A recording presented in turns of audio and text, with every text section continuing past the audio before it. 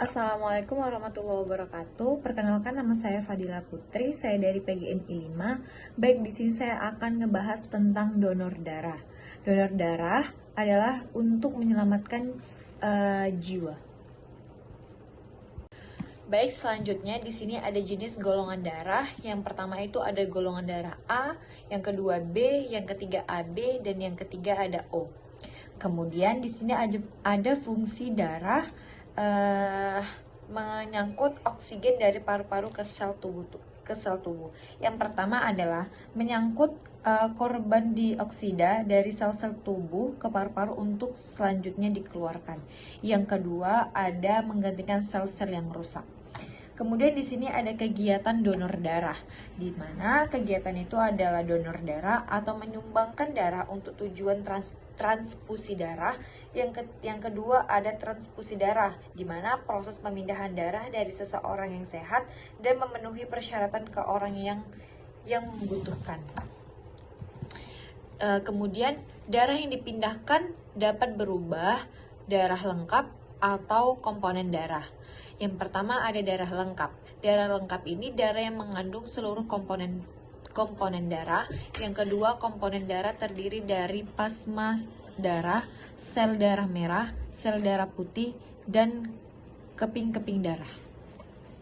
Selanjutnya ada donor darah tindakan sukarela. Donor darah sukarela atau DDS, seseorang yang menyumbangkan darahnya secara sukarela tanpa mengetahui untuk siapa. Kemudian ada donor darah pengganti atau DPP. Seseorang yang diminta untuk menyumbangkan darahnya kepada seseorang dan dia tahu kepada siapa darah tersebut diberikan. Kemudian, siapa yang boleh donor darah? Di sini ada yang pertama laki-laki atau wanita berusia 18 sampai 60 tahun. Yang kedua ada sehat jasmani dan rohani menurut pemeriksaan dokter.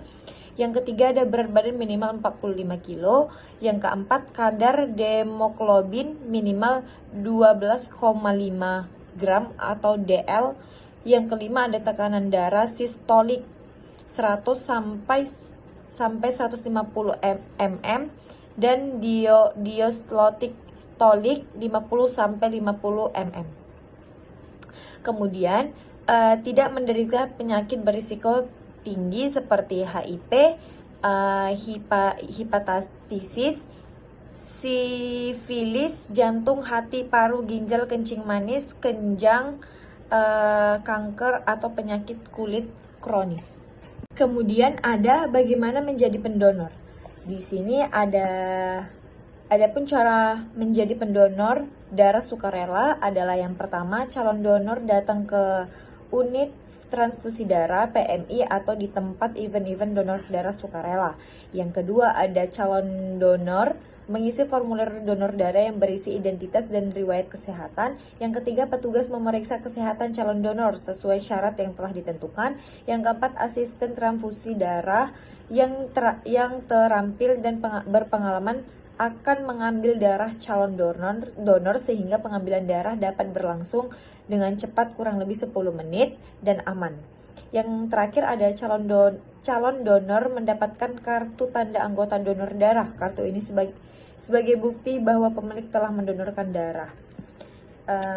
Kemudian ada peran PMR mula. Perannya itu menjadi donor darah sukarela. Perannya itu adalah berbagai kebaikan seberapa kecil pun tidak pernah sia-sia.